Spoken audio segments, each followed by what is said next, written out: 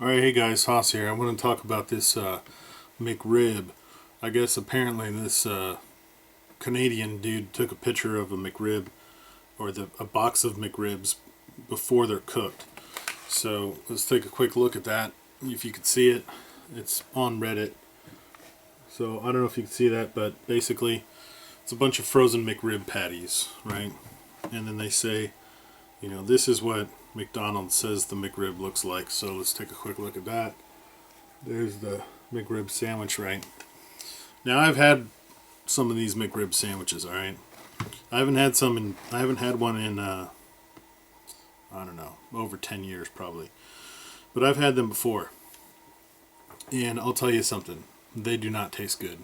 And while they kind of taste good, it's only because there's a lot of stuff wrong with it. When you realize that the bun that the McRib is on is made from just some sort of genetically modified wheat or something like that, and it's probably mixed with some non-food objects like wood pulp or something like that, and it's all mixed together, and it's got all these perfect, this is not just normal bread that they bake and they put it out. They literally have scientists that make the bread perfect so that all the bread tastes exactly the same. And you got these pickles that God knows where they came from. And what else is on the McRib? What, onions, right? Those are hard to mess up. I'd be surprised if those were something weird, but I don't know. It's McDonald's, you never know. And then you get to the meat patty. Now the meat patty, it's got to be one of the scariest things of all times. The modern meat patty, especially the ones from McDonald's. I got a buddy that lives down in Mexico, where we go down to Mexico every year, and this is not the nice part of Mexico, right? This is the crappy part. And he used to work for McDonald's, or a subsidiary of McDonald's, right? And he told me all kinds of stuff that they mixed into these patties, and you don't want to know. And there's all sorts of things out there telling you what's actually in these patties, and those are the beef ones. These are the pork ones. The factory farms that these pigs grow up in. The pig sits in a cage that's just big enough to hold the pig, and it's living, belly deep in its own shit for its whole life, and then slaughtered right in the same pen and harvested and all that. And look, whether or not you give a shit about the animal or not, it can't be healthy for the animal to be living in its own shit for however many months it's alive before they slaughter it. I wouldn't want to live belly deep in my own shit for 6 months. I definitely don't want my food to be living belly deep in its own shit for 6 months either. So then on top of that, you have McDonald's going to the lowest bidder to be able to chop up all this meat, sanitize it with bleaches and all sorts of other stuff. Who knows what they use? I don't know if they use bleach.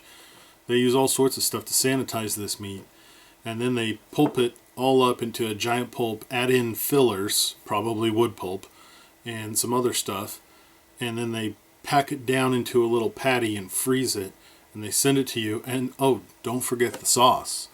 The sauce is probably, first ingredient is most likely high fructose corn syrup, which comes from genetically modified corn and is then processed into these sugars that are terrible for your body.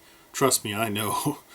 And then mixed with all sorts of other unnatural flavorings and other things that are natural, which God knows what they really are, because the FDA is bought and sold by by these corporations, and then added in with some other chemicals and food colorings, and slapped on this frozen patty of God knows what kind of meat, with the pickles from God knows where, and the Frankenstein bread, and you put this all into a sandwich, and you're telling me that this is something that you want to eat?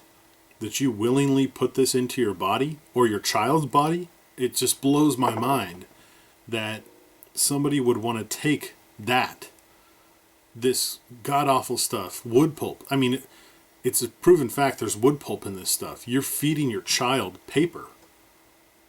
This is something that they consider nutritional, or because it's easy. It makes my life a little bit easier. Really? You're going to stake your child's health and well-being because it makes your life easier? You are a lazy son of a bitch, if you ask me. People that take their kids to McDonald's for the for the hamburger or the kids meal or the McRib, it's borderline child abuse in my opinion. It's not that hard to create good, healthy foods for your kids to eat. I mean, if you've structured your life in such a way that you can't create a good, healthy meal for your child, you are wrong. You are wrong. There is nothing right about that. And in the society that we live in today, there's absolutely no excuse to feed a child something like this, or to put it in your own body. I mean, hell, I'm already ruined. The Marines injected me with anthrax and, God knows what else, and all sorts of other stuff. And hell, I ate McRib sandwiches growing up. I mean, my generation is the test generation of GMOs, man. God knows what's going to happen to us when we get old. My point in all of this is that we need to be more discerning, especially when it comes to our children, because these young children are there for us to protect, to shelter, and to shepherd, and to grow into people. And unless we break this cycle of teaching children how to eat, how to do financial transactions, what's morally right, how do you treat your neighbor, what's good education, what's bad education, what's a good community. That's huge. What's a good community look like? Until we break that cycle, until we start saying, this is a good way to be in life, and it's mutually beneficial to everyone in our society, and then this decline that we've seen in our society, and I don't just mean morally, but that's a big one. I mean, I'm huge on the moral cliff. Everybody talks about the fiscal cliff, but I've done video on the moral cliff in the past. That's huge. But this fiscal cliff, this looming, collapse that's probably going to happen. I mean, we've already been devalued in our debt and all that, our debt rating, our borrow rating,